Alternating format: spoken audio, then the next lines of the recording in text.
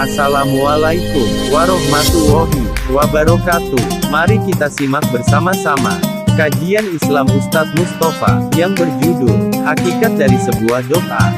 Semoga kita semua dapat keberkahan dan kemanfaatan dari tayangan ini. Amin ya robbal alamin. Assalamualaikum warahmatullahi wabarakatuh. A'udzu billahi minasyaitonir rajim. Bismillahirrahmanirrahim. Alhamdulillahi wa kafa.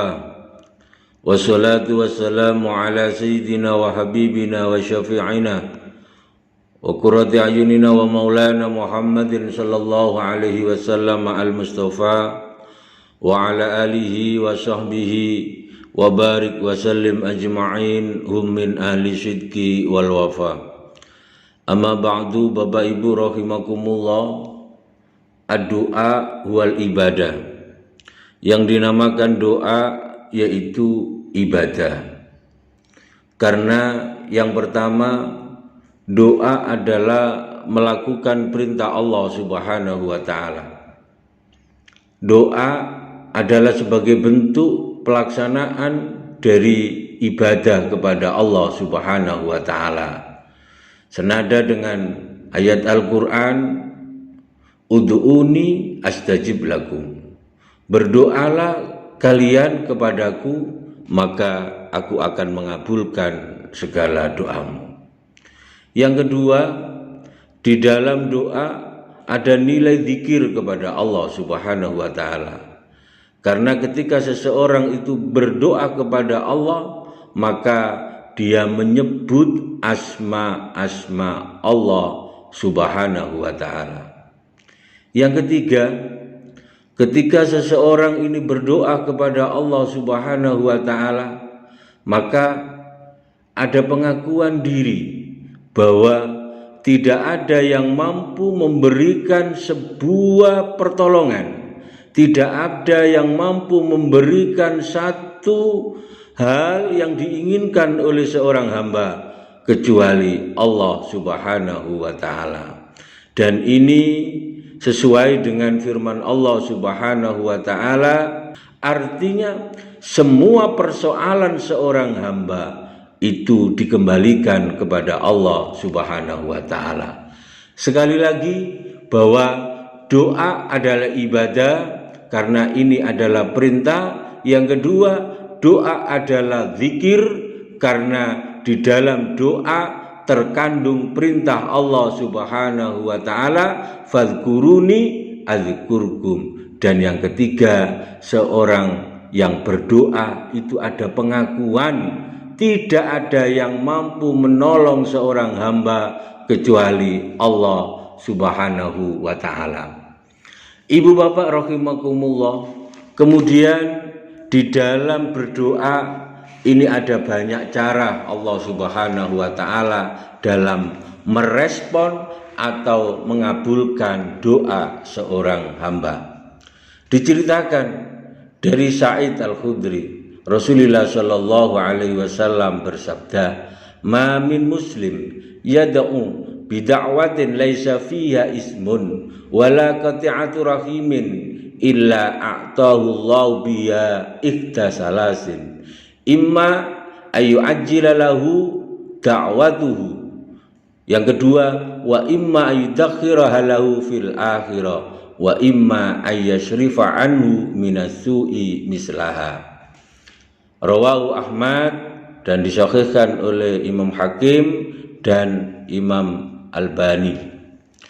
Bapak Ibu rahimakumullah, Rasulullah Shallallahu alaihi wasallam bersabda, tidak ada doa dari seorang hamba atau tidak ada seorang muslim yang berdoa kepada Allah Subhanahu wa taala yang mana di dalam doa itu tidak terkandung dosa dan tidak mengandung unsur memutus silaturahim. Maka ketahuilah, orang muslim yang berdoa kepada Allah Subhanahu wa taala itu diberikan oleh Allah 3 macam jawaban. Yang pertama, imma yu'ajjila lahu da'watuhu. Yang pertama, ada kalanya doa itu langsung dikabulkan oleh Allah Subhanahu wa taala di dunia. Di dunia langsung diberikan oleh Allah tentang doa-doa yang dikabulkan, tentang doa-doa yang dipanjatkan oleh seorang hamba. Yang kedua, ada kalanya doa itu disimpan oleh Allah Subhanahu wa taala dan diberikan di akhirat. Maka di dalam satu hadis diceritakan bahwa besok di yaumil qiyamah itu ada orang yang kaget akan banyak pahalanya. Karena banyaknya pahala tertumpuk di sana, maka hamba tersebut bertanya kepada Allah Subhanahu wa taala, "Ya Allah, ini pahala apa?" Ketika seorang hamba itu besok ketemu Allah Subhanahu wa taala di akhirat, hamba tersebut bertanya kepada Allah Subhanahu wa taala, "Ya Allah, gerangan apa pahala ini? Saya tidak pernah melakukan pahala yang sebanyak ini, tapi kau berikan balasan yang sebesar ini." Maka di situ Allah Subhanahu wa taala menjawab, "Itu adalah doa-doamu pada saat di dunia yang belum dikabulkan oleh Allah Subhanahu wa taala." Dan yang ketiga, wa imma ayyashrifa anhu minasu'i mislaha. Dan ada kalanya doa itu diganti oleh Allah Subhanahu wa taala dengan sesuatu yang lebih baik darimu. Oleh karena itu pahami, Allah memberikan sesuatu yang kau butuhkan, bukan sesuatu yang kau inginkan. Kepada hamba yang saleh, Allah Subhanahu wa taala memberikan sesuatu yang dibutuhkan oleh seorang hamba, tapi bukan sesuatu yang diinginkan oleh seorang hamba yang soleh. Teringat akan kisah dari Nabiullah Yunus alaihi salatu wassalam. Nabi Yunus adalah seorang nabi dan seorang rasul. Beliaunya diuji oleh Allah Subhanahu wa taala. Satu ketika musibah datang kepada Nabiullah Yunus alaihi salatu wassalam. Beliau masuk ke lautan lepas. Kemudian datanglah seekor ikan besar, ikan raksasa. Lalu Nabiullah Yunus ditelannya masuk ke dalam perut ikan besar, irut ikan raksasa. Di sana Nabi Yunus hidup berhari-hari. Fakila diterangkan di dalam satu tafsirnya, Nabi Yunus hidup di dalam perut ikan selama 40 tahun. Di dalam perut ikan, Nabiullah Yunus berdoa kepada Allah Subhanahu wa taala yang dikenal dengan doa la ilaha illa anta subhanaka inni kuntu minadh dhalimin.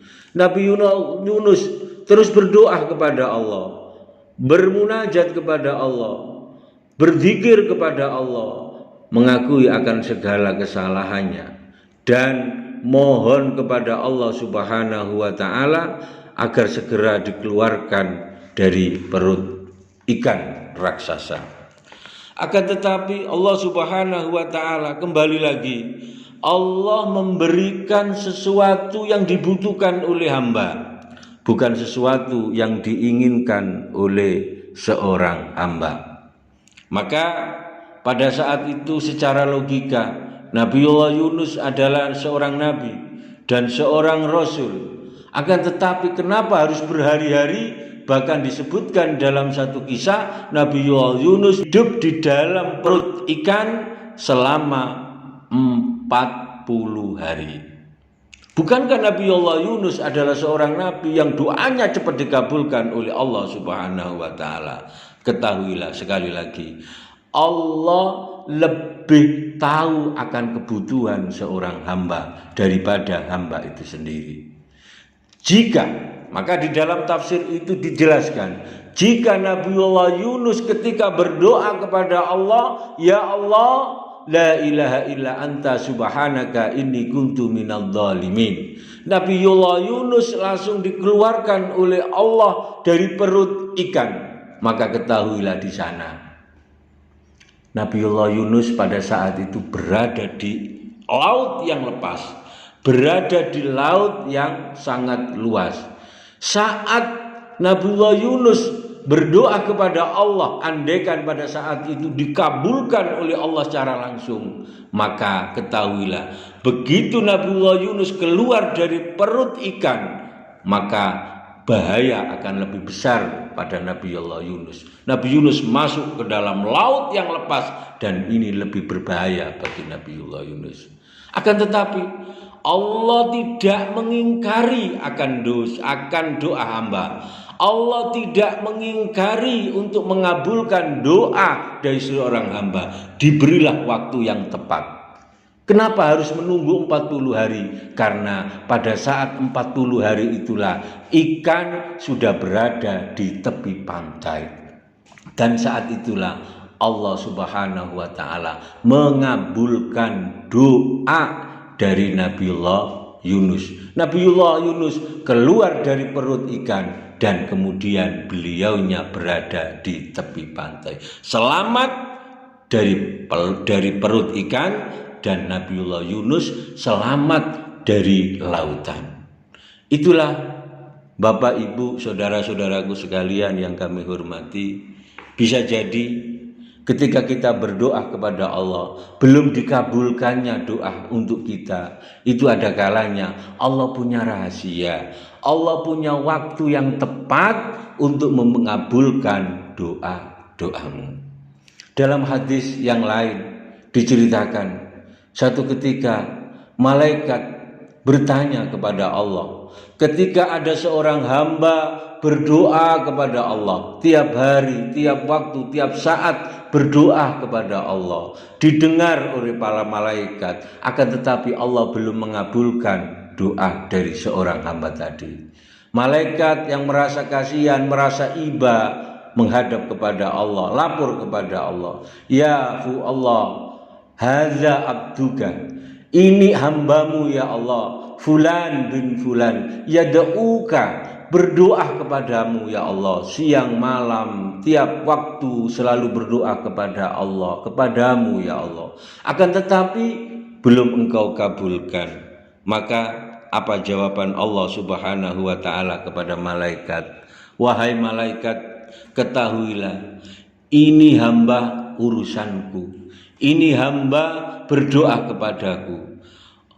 Kau malaikat tidak usah ikut campur dalam urusan doa dari seorang hamba ini.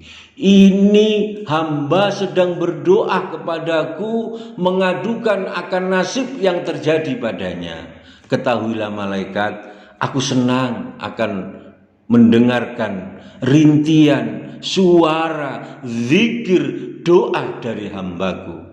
Ketahuilah malaikat, andai aku kabulkan pada saat ini doa seorang hamba ini, maka besok-besok malaikat hambaku ini tidak akan berdoa kepadaku lagi. Oleh karena itu, aku senang mendengar suara dari rintian seorang hambaku ketika berdoa kepadaku. Oleh karena itu, Bapak Ibu rahimakumullah, di dalam berdoa sekali lagi mari kita perhatikan, kita husnudzan billah, berbaik sangka kepada Allah. Bisa jadi saat ini belum dikabulkannya doa-doa kita, dengan harapan pahala kita semakin banyak dan semakin banyak. Yang kedua, bisa jadi belum Allah kabulkan doa kita karena Allah menunggu waktu yang tepat untuk dikabulkannya doa kita. Dan sekali lagi, Allah lebih tahu akan kebutuhan hambanya melebihi diri seorang hamba itu sendiri. Sekali lagi, mari kita berbanyak berdoa kepada Allah, karena di dalam doa itu adalah bentuk ibadah kepada Allah Subhanahu wa ta'ala. Yang kedua, di dalam doa itu ada zikir kepada Allah Subhanahu wa ta'ala. Dan yang ketiga, di dalam doa itu ada sebuah pengakuan diri bahwa tidak ada yang mampu memberikan pertolongan, tidak ada yang mampu memberikan satu ijabah kepada seorang hamba kecuali Allah Subhanahu wa taala. Mudah-mudahan bermanfaat. Wallahul muwaffiq ila aqwamit thoriq. Wassalamualaikum warahmatullahi wabarakatuh.